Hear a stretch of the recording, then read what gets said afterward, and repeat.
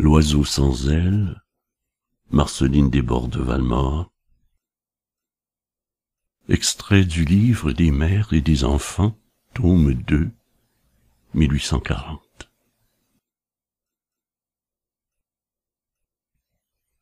Que tenez-vous là, Georges? Dit Marie à son frère qui accourait vers elle. Prenez-le, Marie, car c'est un pauvre oiseau presque mort de froid. Où l'avez-vous trouvé, Georges? Engourdi sur la neige, Marie. Pauvre oiseau, dit-elle. Quelque méchant garçon t'aurait coupé les ailes, et tu seras tombé du toit sans pouvoir voler. Mais je te ferai un nid, j'y mettrai de la laine chaude pour t'y coucher, et tu auras ta nourriture de ma main, jusqu'à ce que tes ailes soient repoussées. Ainsi ne crie pas, pauvre oiseau. Cela me fait mal dans le cœur de l'entendre gémir. Elle nourrit ainsi le jeune oiseau jusqu'à ce qu'il pût sautiller et voler. Georges le regardait avec joie, tout guéri et si familier qu'il s'élançait de sa cage quand on lui disait seulement « Petit, petit ». Georges fut si content qu'il embrassa Marie en lui disant « Tu es bonne ». Par un jour de soleil, et tout près du printemps, Marie regardait le ciel à travers la fenêtre.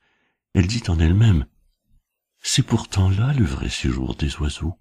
Le nôtre a des ailes à cette heure. Quelle serait sa félicité de remonter vers ces beaux nuages d'or, et dans ce fond d'azur, sa splendide maison, sa première maison. » « Petit, petit » cria-t-elle, courageusement. Et l'oiseau vola sur son épaule. « Adieu » poursuivit Marie en versant une larme qui tomba sur l'aile de l'oiseau et en ouvrant précipitamment la fenêtre. « Je t'aime mieux, dit-elle, pour toi-même que pour moi. Je t'ai rendu des ailes, ce serait affreux de les énerver dans une cage. » L'oiseau ébloui d'abord, et un peu chancelant au grand air, fixa bientôt hardiment cette vivifiante lumière du ciel. Il étendit 3 fois ses ailes palpitantes, et disparut enfin dans l'espace inondé de soleil. Marie revint seule près de la cage vide, où elle appuya son cœur, et prenant dans ses 2 petits bras cette cage triste, comme la chambre d'un ami perdu, elle dit tout bas, « C'est lâche, moi, de pleurer, car j'ai bien fait. » Tout à coup, Georges entra en sautant. « Bonjour, Marie, où est le petit, petit, petit » cria-t-il, ne le voyant pas comme à l'ordinaire dans sa cage égayée de fleurs et de feuilles vertes qu'il venait de renouveler. « Vois qu'il fait beau, » répondit Marie, en le conduisant à la fenêtre. « Réjouis-toi, Georges, notre ami est plus près que nous du ciel. Le ciel est à lui, vois-tu. Et je le lui ai rendu tout à l'heure. Regarde mes yeux. Je ne pleure plus. » Georges cacha sa tête sur la fenêtre et demeura pétrifié de douleur. « Ah, Marie, dit-il enfin, rouge de reproche et de passion, tu m'as pris mon ami, tu ne m'aimes pas, tu n'aimes pas l'oiseau non plus, puisque tu l'as ainsi délivré. » Délivré? Tu sens toi-même que c'est une délivrance. Tais-toi donc, mon frère, et pense qu'il n'était à nous que pour le guérir, le recevoir en passant comme un pèlerin blessé. Il chante peut-être nos 2 noms à la porte du ciel. Tais-toi donc, dit-elle en embrassant Georges, qu'il embrassa lui-même, car il sentait que le cœur de Marie était gros et battait contre le sien.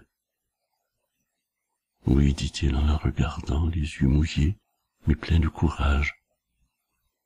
Tu as bien fait. » Vers le soir, comme ils rêvaient tous 2 en regardant du coin de l'œil la cage silencieuse, ils entendirent tac, tac, tac contre la vitre. Oh, joie! C'était l'oiseau qui battait ses ailes pour entrer.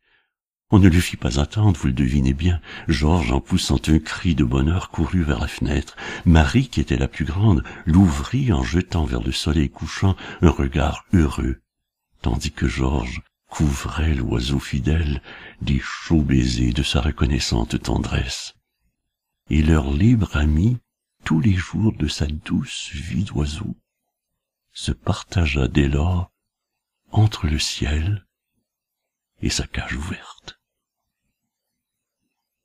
L'homme s'élève de la terre au ciel à la faveur de deux ailes, qui sont la simplicité et la pureté.